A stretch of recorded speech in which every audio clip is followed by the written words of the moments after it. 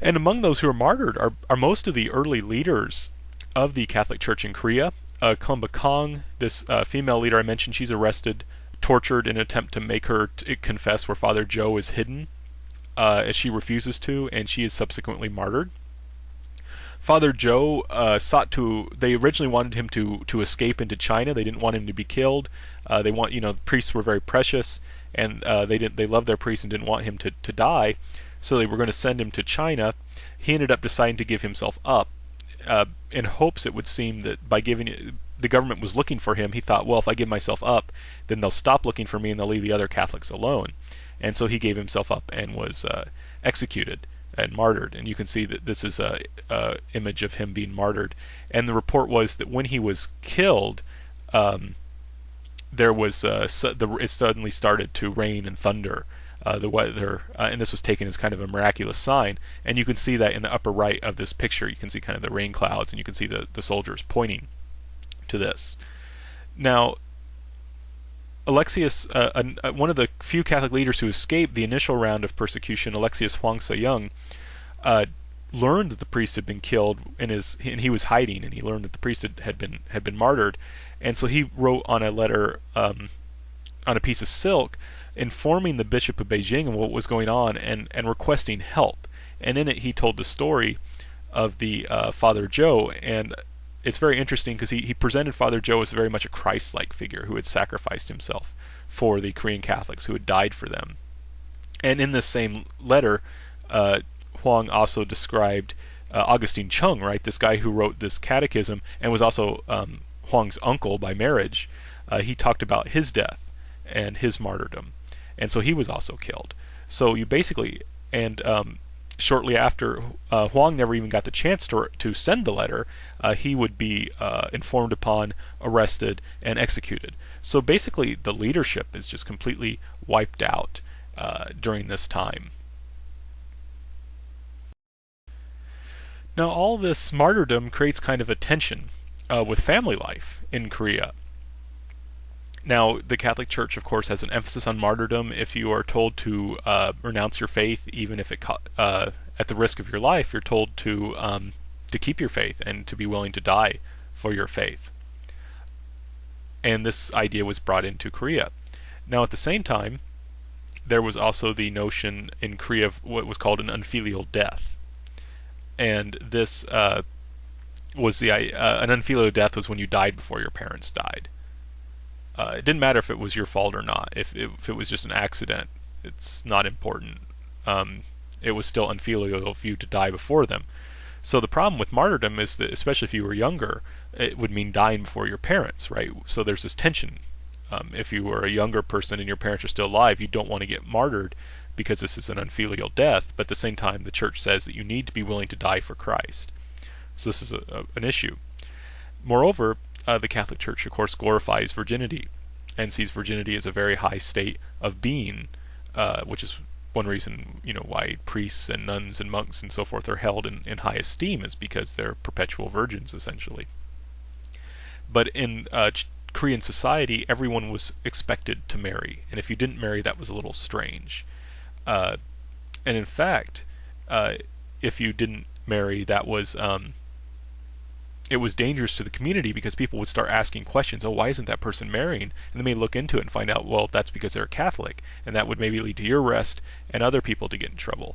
So this is a big problem, and this is why many of the women who would go live with Klumba Kangwon Suk, who, even though they had never been married, would actually claim that they were widows, and they did this to avoid bringing attention to themselves. So you see then that there's kind of a problem, a kind of tension here.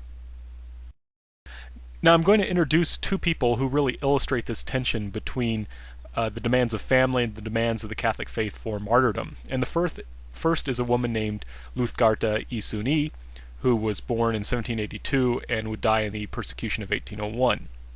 And she was a member of a gentry family distantly related to the royal house, so she was a very, very high status, though her family didn't have a lot of money. And she was related to some of the early leaders of the Catholic Church. Her father-in-law was a very important leader in the southwest of Korea, and she was a literate woman. We don't know if she knew classical Chinese or not, but she could read and write in Korean. And her father had brought the whole family into the Catholic Church with him, but unfortunately died while Isuni was rather young. And the Father Joe was going to come to her house to perform Mass and for Easter.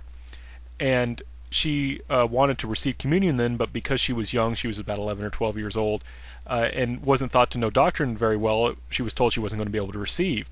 Well, she locked herself into a room for 2 or 3 days and just studied doctrine books until she really knew the faith well, and then she was able to convince people that she should receive communion.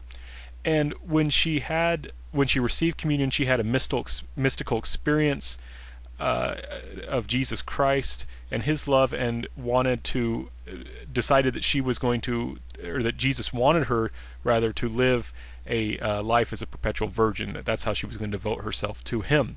And of course, as I stated, this already causes some problems, right? Because if you're not going to marry, that causes that can endanger the whole community. In fact,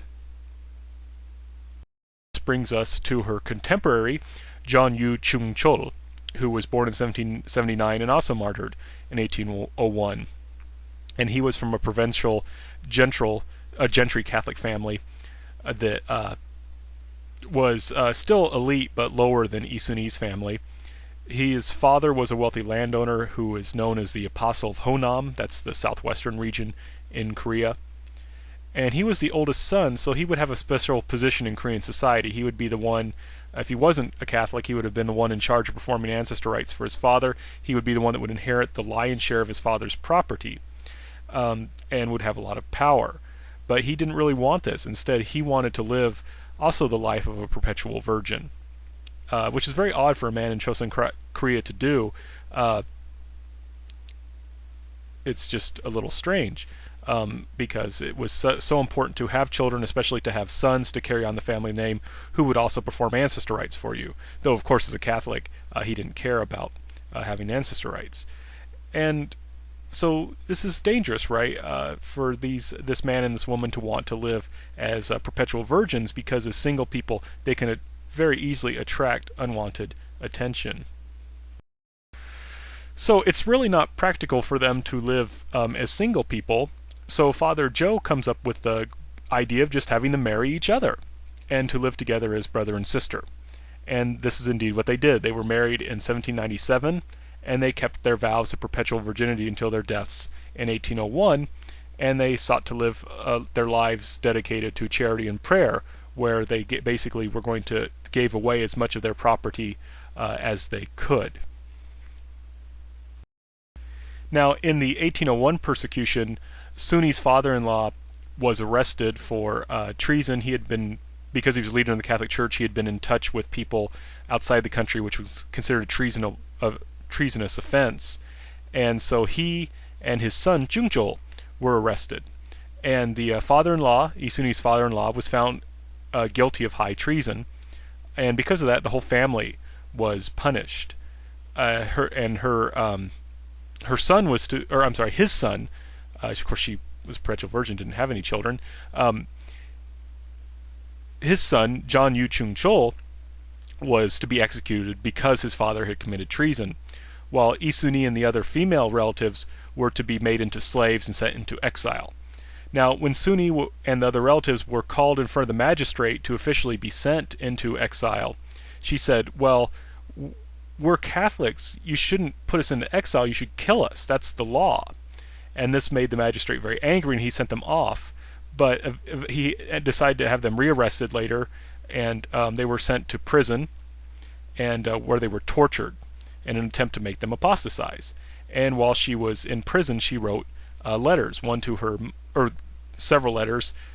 It seems 2 are extant. One she wrote to her mother, and another she wrote to her sisters.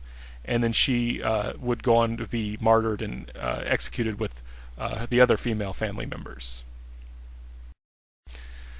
Now, what's very interesting, if we look at these 2 people, they really loved each other. Isuni and John Yu, they were not these kind of cold, unfeeling people. They really loved each other, and this comes through in her letters. that they had really true love for one another, and that in fact they loved each other so much that they almost gave in several times to temptation to break their vow of perpetual virginity. But their Isuni writes that through the blood of Jesus they were able to overcome these temptations and maintain their virginity. And in prison she wrote very affectionately of her husband that he was her true friend, and that he would hear her cries in heaven if he had already been martyred. She didn't know that he had already been killed when she wrote this. And then later on she describes how she finds out that he has in fact been killed, and that he had written a note and put it in his clothing, so that when the note was his body was recovered by the family, they would find the note and deliver it to her. And in this note he said, "Don't worry, dear sister, we'll meet again in heaven." And so this was very, very moving, and it shows just how much that they loved each other. This is what he was thinking of, right, when he's getting ready to die, is I need to comfort my wife. So we can see some real devotion here. But Isuni faced kind of a difficult problem, right? Because what of her mother, right? She needs to take care of her mom, and she's going to die. That's an unfilial death, right? And that's not a good thing. And she's kind of a Confucian Catholic, right? These Catholics, even though they're willing to give up ancestor rights, they're still influenced by Confucianism. They want to be filial people. So how's she going to deal with this? And she dealt with this problem in a very, very creative way. Basically, she transformed martyrdom into a filial act. She wrote to her mother, "Martyrdom will make this deficient and worthless child faithful and noble. As you know, heaven is our true home to which we must return, so please carefully follow the will of God. When this life is completely over, this worthless child will receive the glory of being blessed with eternal happiness. I, my countenance suffused with limitless bliss, will take your hand and lead you to heaven, where we will enjoy eternal happiness together." So by dying as a martyr, she's going to be transformed into an actual filial child who will help her mother get into heaven, which is the best thing she could do. So she transforms martyrdom into a filial act. And she also goes on to interpret martyrdom and heaven as a place of family reunion. And she writes, "I wonder if sometime I will leave this prison and be able to meet and share joy with God the great King and great Father, and the Holy Mother who is Queen of Heaven, our beloved father-in-law, siblings-in-law, and my beloved companion John." And so we see here that she sees everything in very heavenly terms, or I'm sorry, she sees heaven in familial terms rather, and we see that she sees the even God and the Virgin Mary again in familial terms. God is the great Father, and the Virgin Mary is the Holy Mother.